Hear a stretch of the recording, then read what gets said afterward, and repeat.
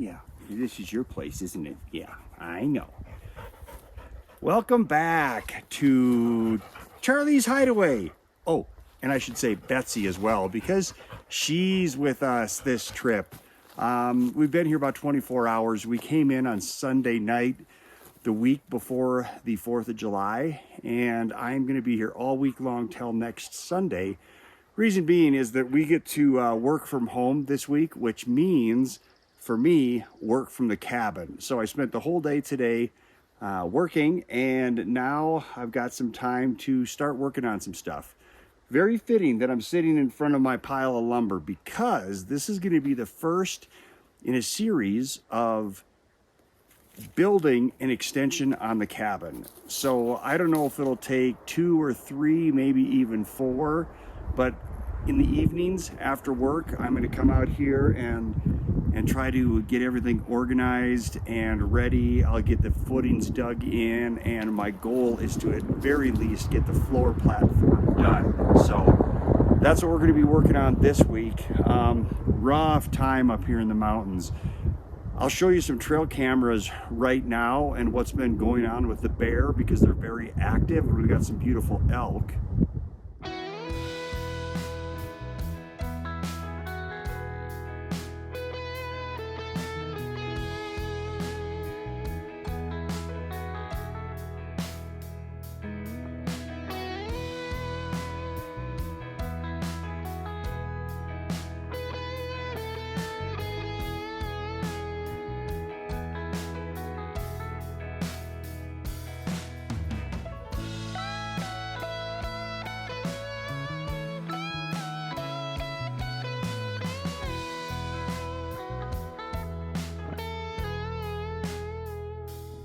Just to give you a better idea of that big bear and where he was, you even have a grill sitting right there. And there is the solar panel he stepped over. But to show you how tall he was, this is, to me, insane. I got a tape measure here, and he had to step over right about here. If you look, was that 16 inches? That's unbelievable. He came from over there. Let me show you what he was doing. This tree was laying right over there. He rolled it over and tore the side off of it to get at the ants that were inside. So he was hungry and eating. And I've got another stump he tore up. I'll show you as well.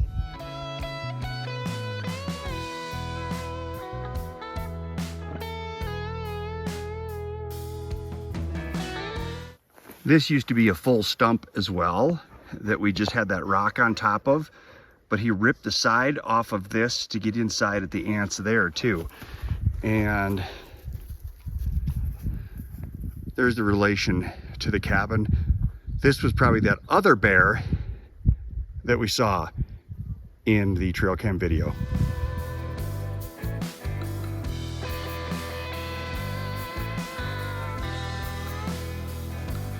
In addition to all of that, we've got, well, I'll just say it like this: Colorado's on fire.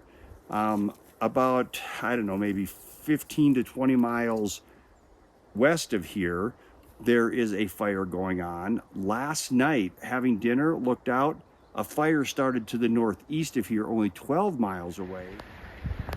Well, that's not good. I was just standing here with my neighbor, and we looked out to the east, and look at that. The wind is coming from the southwest, and that is northeast of us. So the wind is blowing it away, but you do not want to see these fires. We are having a week of 90-degree high wind temperatures with no chance of precip. That's a bad situation. Let's just cross our fingers and pray. And then about 50 miles to the south of here is another fire that just started. And those are the small ones that are taking place now. If you look at the rest of the state, up by Leadville, Colorado, there's a huge one. On the Colorado-Utah border, there was one that unfortunately took the lives of 3 of our brave firefighters. And my prayers go out to their family. Man, that couldn't be a worse way to go than in a wildfire. I can't even imagine. So say some prayers for those families, if you would, please. So that's really what's going to kind of start going on here. I got 5 new blades for the sawmill, so I'm going to get those on there. And what I'm going to do for the wood to make sure it's right is I'm going to actually take all my 2x8s and I'm going to line them up on the sawmill. And then I'm going to take the blade and I'm going to cut them all exactly the same width. Width? Height? Length? Height probably, I guess it would be. I'm going to do that to all the different dimensional wood lumber that I have. So I am very certain then that all the floors will be nice and flat with all the 2x8s being the same thickness. The roof rafters will all be the exact same thickness so that, bug, go away. So that the metal roofing is going to be level as well. So I got a lot of work to do over the next week. Heck, why don't I say it like this? Over the next month. So please stick around with me. I know I rambled today, but I just wanted you to be aware of what I'm doing that's a little different than my past videos. And I hope you enjoy. If you do, again, please like, subscribe, and feel free to share me with any of your friends. This is how we get extra water to the cabin. That's a 55-gallon container. I've also got a couple of 7-gallon containers, so we're going to get about 70 gallons here to the cabin. And there it is, slowly running in. I also actually put a little bit of bleach inside there, just to kill any bacteria that might be growing inside the tank. Looks really clear and clean inside there. I guess I could show you, couldn't I? A little bit of sediment at the bottom, but I'll take that. Wow, look at those potatoes that came up. I'm gonna plant a row of radishes now on the far side there and see if I can get those to grow as well. Amazing. Okay guys, where am I supposed to sleep tonight? Now that I have both of you, Betsy and Charlie, hanging out with me. Night night, girls.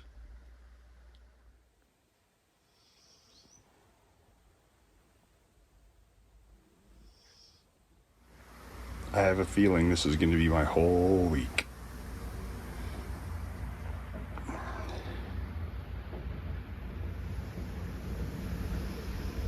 Can't even make the bed because the bums need it.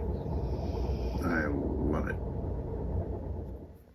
All right, here's my rough sketch and basic layout of the framing that we're going to do on the extension, and had to figure out some angles, lengths, how many boards I was going to need beforehand. But what you're going to see here is, I'm going to get a little bit closer to this side, is that I'm going to run it underneath, as you can see right here, the eave of the existing building, and attach the header below that.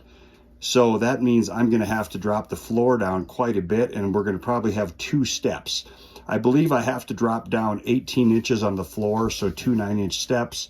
And on this side, we're going to actually make the roof or the walls a little bit shorter, 6.5 to 7 feet, so that we can continue to have this slope right here be that 312 pitch that I need. So anyway, we're going to start working on getting those footings down tomorrow, I guess. No, actually, instead of doing footings tomorrow, we're going to square up all of our lumber to make sure it's absolutely perfect.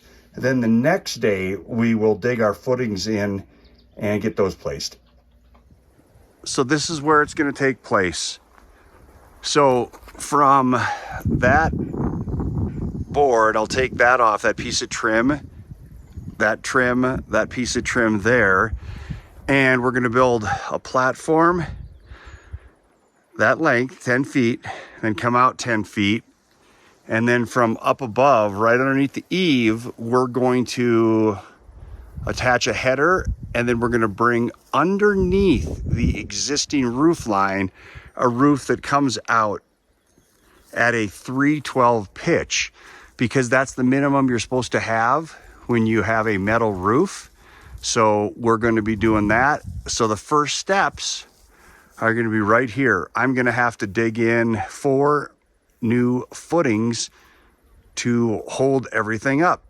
So we will get started on that.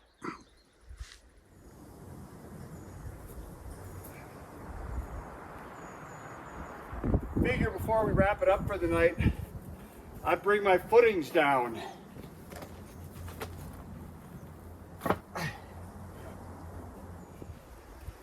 These are 16 by 16 by 2 inch thick blocks that are going to be sitting on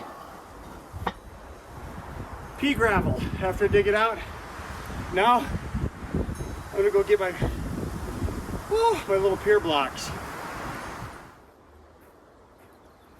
So these are my 6 by 6 by 6 cubes that I'm going to use as pier blocks because they're hollow down the middle. And what I'm going to do is I'm going to stand 6 by 6s off so they're away from the ground, but they have airflow from the bottom side to make sure they keep nice and dry and don't rot out on me. 2 more to go.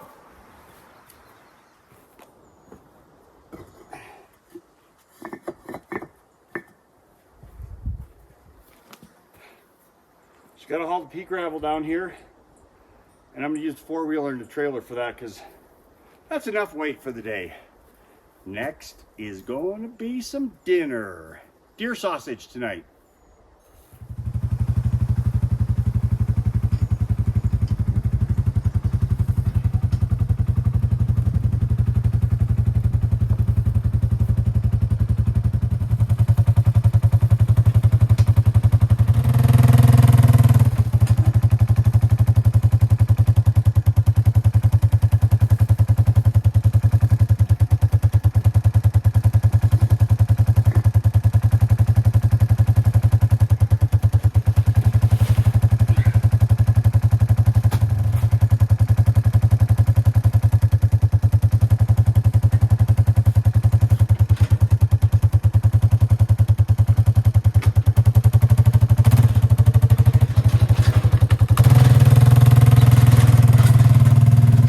Charlie, are you helping?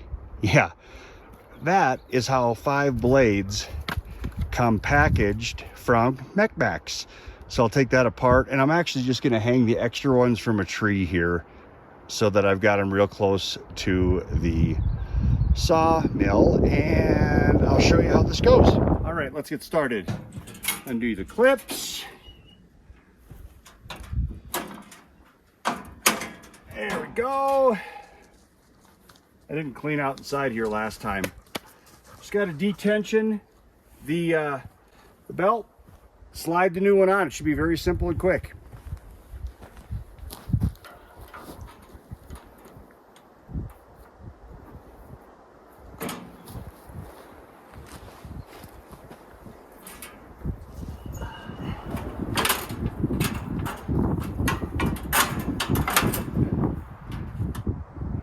Apparently, I need to push this guide back so I can get the blade out of there. Maybe should have read the instructions ahead of time. Not a bad idea. All right, I didn't want to bore you with the whole process, but running smooth, same depth off of the flywheel on both sides now. Blade's nice and tight, 1/8 to 1/4 give.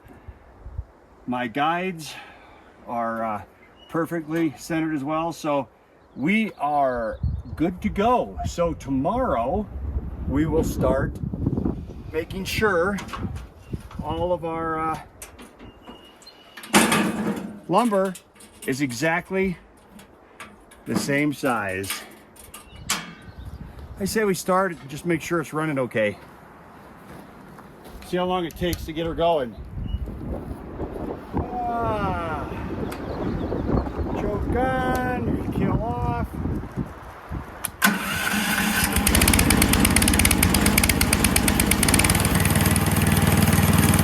Listen to that baby purr. Smooth and quiet. Love it.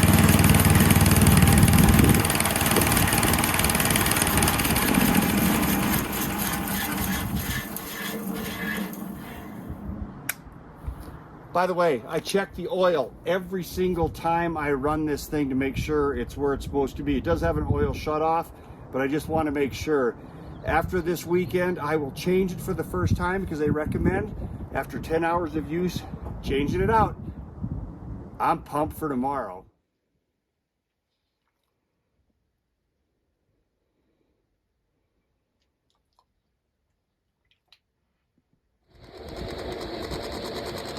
Well, there has definitely been no shortage of power this week up here. Man, my wind generator's been spinning.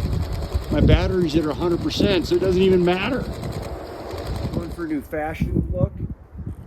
Not sure what to call it, but you can do it like this so you can be faster, or upright, so more airflow, one or the other. Anyway, hey, well, I'm going to do what I promised I was going to do today. Another day of work done, little 9-hour shift using Starlink or being in the cabin the whole day. So now we're going to take all of the 2x8s off this pile. We're going to line them up on the sawmill, and we're going to see if we can't make sure, like I said before, everything is the same height this way on them. Because I have cut 2x8s multiple different times, so I'm not sure that they're all the exact same height. So that's our plan for tonight. We'll get all that done, then we'll go have dinner, and hopefully cools off a little bit. Been super windy, not terrible temperature, but it's warm out, that's for sure. So let's get started on moving these over to the sawmill. Probably don't need my high fashion on yet. Take that off for now. There we go.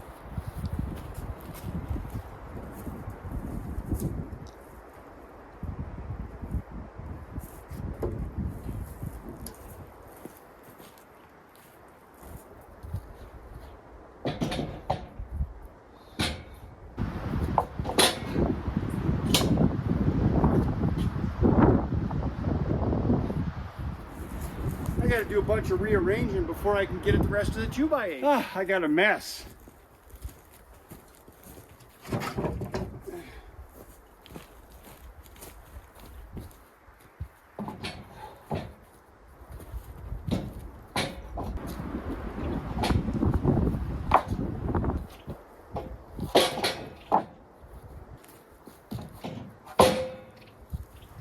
What do I got there so far? 1, 2, 3, 4, 5, 6, 7. I think I need 2 more out from underneath there, and I think they're way at the bottom. And part another one.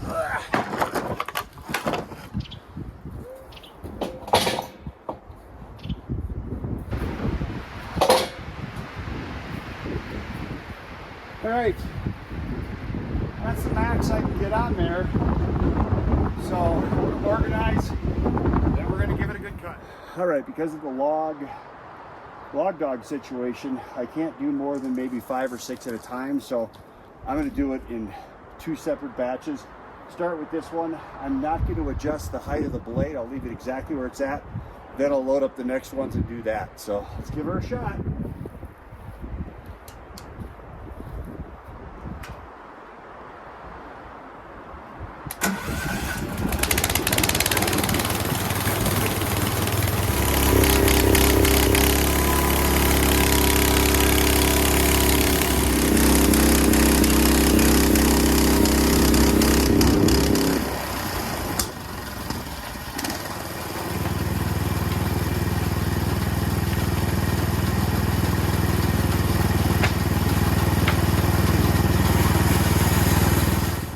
So we'll get these off, get the next set on, continue moving forward.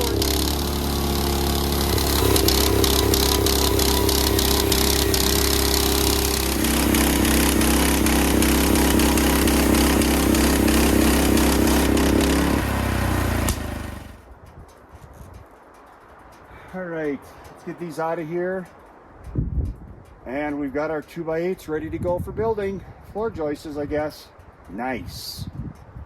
All right, you'd have thought I had done a better job of milling these, but I guess not. Saw blades, dull and stuff. So we're gonna get them all the same height as this one right in the middle.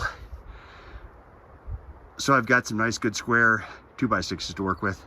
Yeah, I forgot to tell you, since the 2x8s went through so quick, I figured I'd do all my 2x6s right now too. So let's get this bad boy done. And just so you know, I did walk on top of all of them to add extra weight, make sure that we were good and flat on the rails.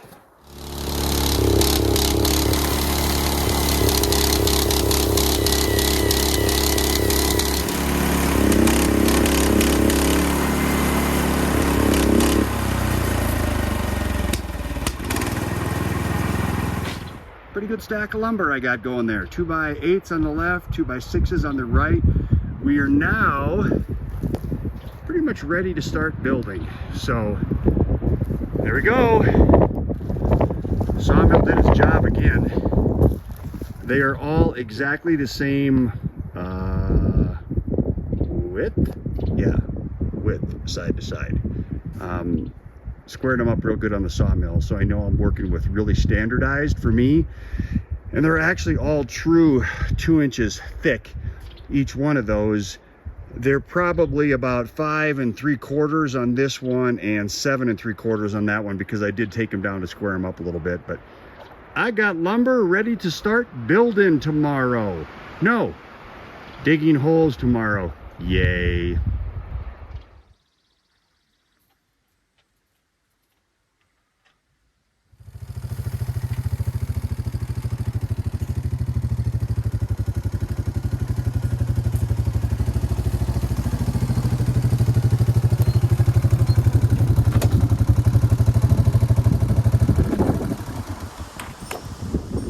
All right, day of regular job work done inside. Time to do a little bit out here. I brought down 4 of the 10-foot 6x6s just so I could kind of get a layout of where we're going to build this on. But I've been having some thoughts on this, and what I really think I'm going to do is I'm going to come back almost to the window, so it offsets from the front, so it's not such a just big flat front to the place, but it'll jot back a little bit. So I'll probably be 1 foot left of that window, then it'll come 10 feet back this way and end more right about here, I would say. So it'll give plenty of clearance there, and that way when I create the door that you have to step down out of, it's not right in the middle of the wall. It's going to be off to the side. So I got a lot of figuring to do right now, because I also have to drop the floor, like I said earlier, at least 18 inches.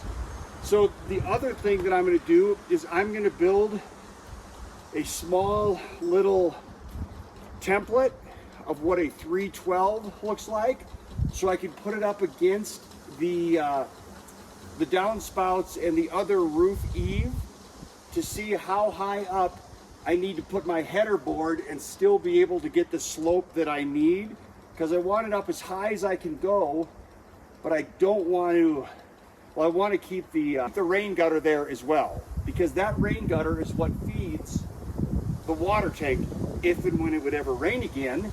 So this is truly going to be almost a separate freestanding room that is going to be attached to this building, but all the weight support is going to be on its own platform. So let's figure this out, get some measuring, get some stakes, get some rope line dropped, see if we can't figure out where. All right, before I can figure out where the base of this thing is going to be, I got to figure out where I want to put the walls. So I went inside and I did some measuring for heights and stuff like that, and I know that from the bottom of the window, so where that that sill plate is, to the floor, including the flooring, is 46.5 inches down. So I come down from the window directly 46.5 inches, and that is the level of the floor inside. So I need to go off of that to make sure I've got a nice kind of even transition to the first step. I probably could drop it down, but that's where that is. And then I went from the inside where the king stud is here. Is that right? Yes. and I measured out 12 inches because the outside of my wall is going to be right here. Now I can measure across 10 feet and have the other marking over there, and I'll see the actual width on the wall here, and then I can kind of from there go straight down using a big level to find out where it's going to hit on the ground and put my stakes in and draw my lines out. So keep a notebook always handy. So draw this wall line just so we kind of have a better idea. Edge right there.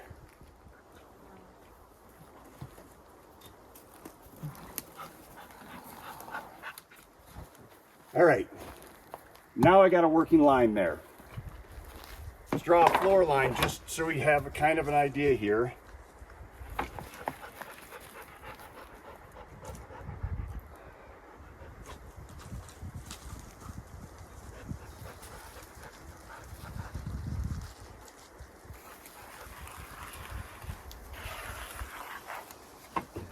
All right, floor line, outside wall line.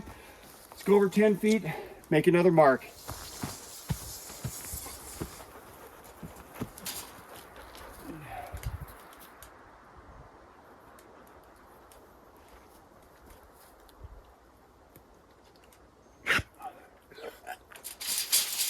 All right, the good thing about this, it's still gonna leave me, 2 feet from this window, so you'll still get a pretty good wind and view and stuff.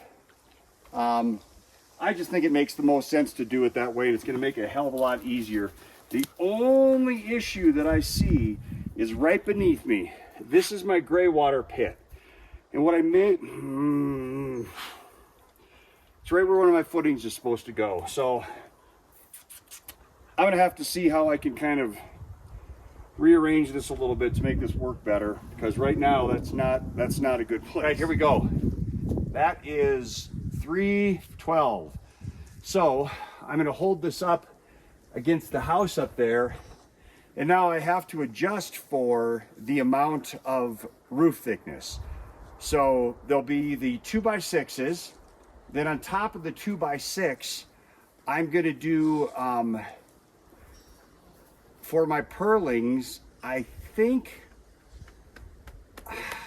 I'm going to do 1x3s. So that's an inch higher. And then the metal roof is another inch above that. So that's another 2 inches off the top of this will have to come down. So I'm going to mark where the top of that would be, and that way I'll be able to put my header up across and screw it in good and securely. And then we'll be able to start measuring down and stuff too. But this is the next step. Where did I put my pencil? Where the heck did my pencil go? I brought it here.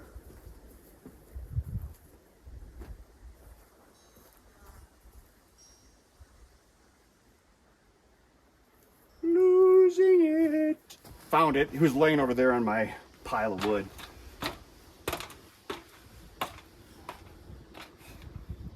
You know, I'm going to have to go to that far end because that's where the gutter drops down the most.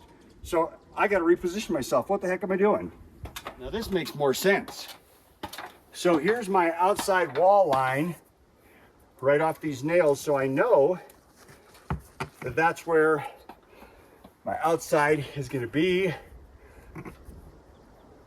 So if I mark the line here, on top, I know I'd have to come down, what did I say, 2 inches from there? So let's just do that. That would be touching. Right there, using a 312 pitch. It's gonna flow right on out past that perfectly. That's up pretty high. I'm actually gonna use a 2x8 on here, so I will be able to line it up there. And then it'll come down to about here, and I'll go right into where the studs are. I'll have to take some of these pieces off, but that's the only purpose for this jig, was to figure this out. Yeah, we'll come down 2.5 inches from there. Jig is done. There it is. So assuming I put these walls on nice and straight, I am down 5 and what is that? 7/8. 5 and 7/8 to that top line. Go mark it. We can start drawing a nice straight line.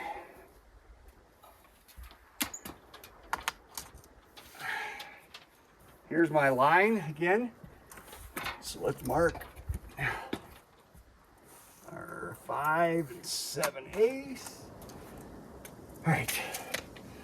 Now we can take our level and start making a line. And obviously, we're going to level the header that we put up here. Here we go.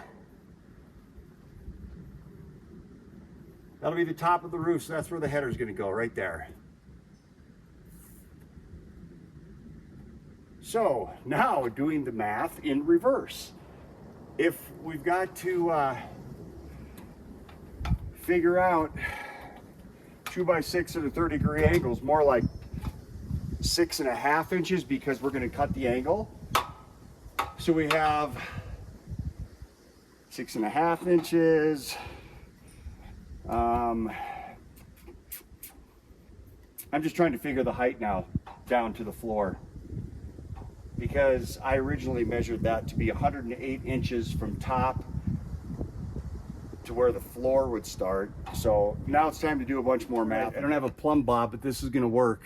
Hung it from a nail, my long level, but this is going to be great for cutting the angles of the board, of the 2x6s. If I lay it up like this, this is the angle that the tops of the 2x6s need to be cut at in order for them to be flush up with the header.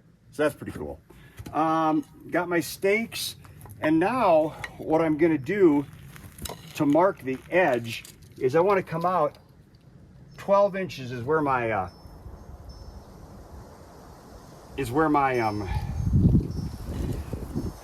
post is going to be sitting in the ground.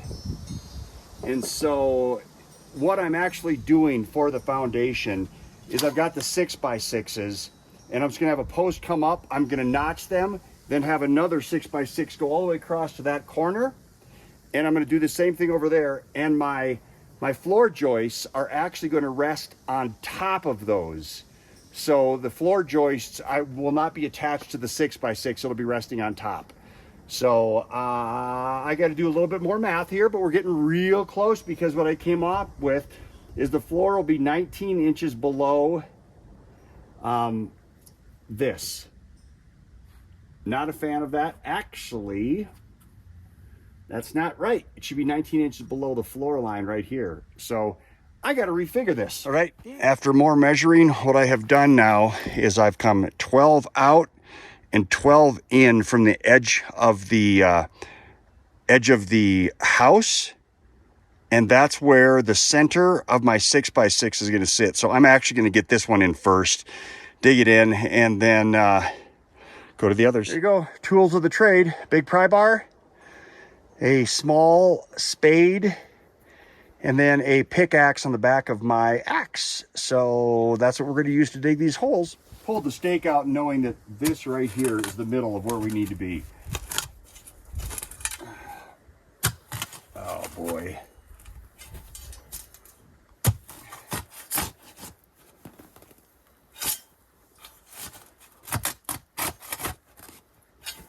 Just want to get through the topsoil a little bit here, some of the rocks, and then put a little bit of pea gravel down. Then I'll put my 16x16 concrete block on here. So I just need to kind of square this off. I think that's all the further into that corner I can go.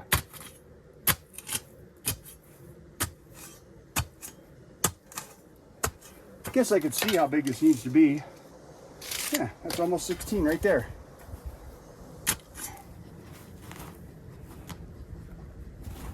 So I don't know if I've told you this. The ground here, this is actually an ancient volcano we sit on. So there's a lot of porous rocks. Let me grab one here. If you look at these rocks, they're all porous, they're volcanic. And so all the ground underneath here is just full of these interlocked together. And so digging is always a challenge, but that's why we use the pea gravel. You're gonna get a lot of support from the ground underneath there. There's not gonna be any settling or any heaving because of the gaps between the rocks. But the pea gravel just makes sure that the base is really level and flat. And when you're putting pressure on that 16-inch by 16-inch concrete pad, it's distributed evenly and not a bunch just on one rock or the other. So I really don't have to dig that deep here. That's the great thing about being out here, is the ground is so freaking hard. You got a great base to work with right off the bat. Tamp.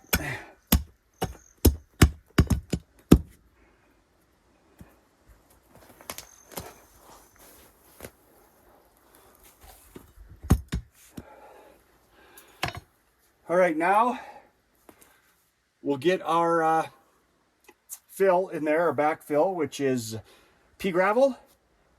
And I kind of want my block just barely above ground level, and then I'll put on top of that my piling. We're getting close here. Took my small level, checked for level, and my hole is nice and level now. So let's put a couple inches of this in, re-level.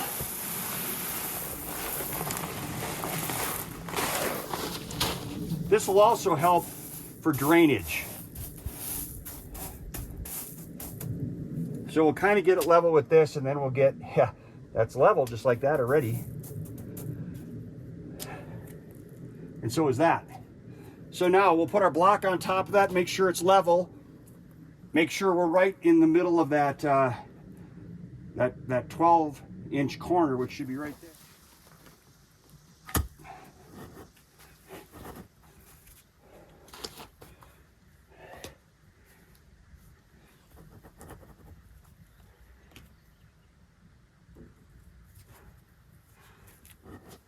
A little high on this side.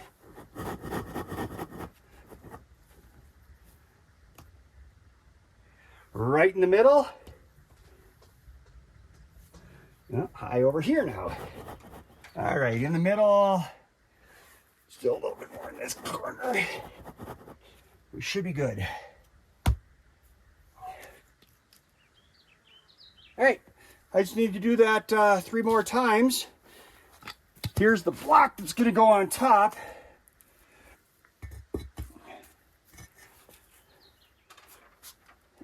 So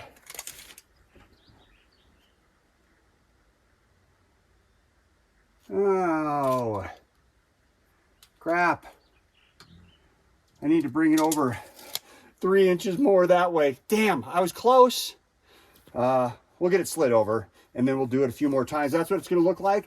Then a 6x6 pier is going to sit on top of this, so it'll come right around the outer edge like this, again leaving the hole in the middle for moisture. You can see this has creases in it to let water drain away. So feeling pretty good about how this will go together. I'm making it up as I go. So this is some redneck engineering here. And if it doesn't work, I'm really not out that much because I made all my own lumber, just my time and sweat equity. So that's it for tonight. Getting my holes done. So let me finish up with this. And tomorrow will be my last full day of my regular job work. Then we'll work on getting way up there. We'll work on getting that header up there, and then getting our measurements down so we know how high to cut our pier block to be putting the big beams across here. Well, this is where I'm going to end this video. There was an awful lot of math I had to do tonight, and I was not pumped about it, but I got it all figured out. I got the first one done. Like I said, I'll dig the other ones out now, and then it'll be time to start doing some woodwork. But I'm happy because that was the hardest part, deciding where the first pier was going to go, and from there I can just square things off of that one. So until next time, in part 2, should be in probably a week or 2, please like and subscribe. And now this time really I'm doing it myself, and it's your turn to do it yourself. Thanks for watching. like I said, footings are in. I just kind of laid those on there. That's actually 8 by 8. This place is going to be 10 by 10. Zoom in on this one that's actually in the light. Level, square, solid.